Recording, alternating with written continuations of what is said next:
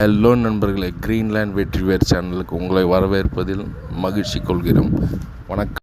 இந்த வீடியோவில் நம்ம பார்க்க போகிறது என்னென்னு பார்த்தீங்கன்னா, வெட்டிவேருக்கு க்ரோ பேக்கில் வளர்க்குற முறைக்கு நம்ம தண்ணி எப்படி பாய்ச்ச போகிறோம்னு பார்க்க போகிறீங்க. இந்த வீடியோ பார்த்தீங்கன்னா கொஞ்சம் ஜூம் அவுட் பண்ணி எடுத்துருக்கேன். ரொம்ப ஓவர் வெளிச்சம் இருந்ததுனால நம்மளுக்கு கரெக்டாக கிளியராக நம்மளுக்கு பார்க்க முடியாது, கஷ்டமாக இருக்கும். கொஞ்சம் அட்ஜஸ்ட் பண்ணிக்கோங்க. ஒரு 1000 பேக், 1500 பேக், 2000 பேக்குன்றப்போ நம்ம பைப்பில் தண்ணி பிடிச்சி நம்ம ஈஸியாக பிடிச்சிடலாம். வீட்டில் யாரோ ஒருத்தர் கூட பிடிச்சிட்டு போயிடுவாங்க. நம்ம ஒரு நாள் பிடிக்கலாம், நம்ம வீட்டில் ஒரு நாள் பிடிக்கலாம், பசங்க யாருன்னா ஒரு நாள் பிடிக்கலாம். அது ஈஸியாக இருக்கும், அது பெரிய இஷ்யூ இருக்காது. இப்போ நம்ம லார்ஜ் ஸ்கேலில் கல்டிவேஷன்ன்றப்ப நம்ம எவ்வளோக்கு எவ்வளோ வேலைகளை சுருக்கிக்க முடியுமோ அவ்வளோக்கு எவ்வளோ சுருக்கிக்கிட்டோம்னா நம்மளுக்கு சலுப்பு தட்டாமல் இருக்கும்.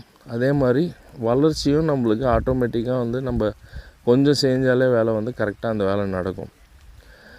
நம்ம பைப்பில் பிடிக்கலாம், ஸ்ப்ரிங்கரில் பிடிக்கலாம், ரெயின் கன்னில் பிடிக்கலாம், டிப்ரிகேஷனில் பிடிக்கலான்னு சொல்லிட்டு நிறைய பேர் சொல்லியிருப்பாங்க. ஆனால் எல்லாத்த விட பெஸ்ட்டு பார்த்திங்கன்னா இரிகேஷன் தான். ஏன்னா நீங்கள் மற்ற இதிலெல்லாம் பிடிச்சிங்கன்னா உங்களுக்கு களைச்செடி அதிகமாக வளரும் உங்களுக்கு, சரிங்களா? ஸோ இதில் அந்த வேலை இருக்காது உங்களுக்கு. ஏன்னா கேப் விட்டு வைக்கிறதுனால அது மாதிரி சிஸ்டமில் நீங்கள் தண்ணி பாய்ச்சிங்கன்னா தேவையில்லாமல் களைச்செடிகள்லாம் வந்துடும். அது அதை திடீர்னு வெட்டுறதுக்கு செலவாயிட்ருக்கும். ஸோ டிப்ரிகேஷன் மூலிமா நீங்கள் பண்ணிங்கன்னா ரொம்ப ஈஸியாக இருக்கும், மெயின்டெனன்ஸும் ரொம்ப ஈஸியாக இருக்கும். நம்மளுக்கு வளர்ச்சி கரெக்டாக அக்யூரேட்டாக கிடைக்கும். நம்மளுக்கு வரப்போகிற வீடியோக்களில் எல்லாத்தையும்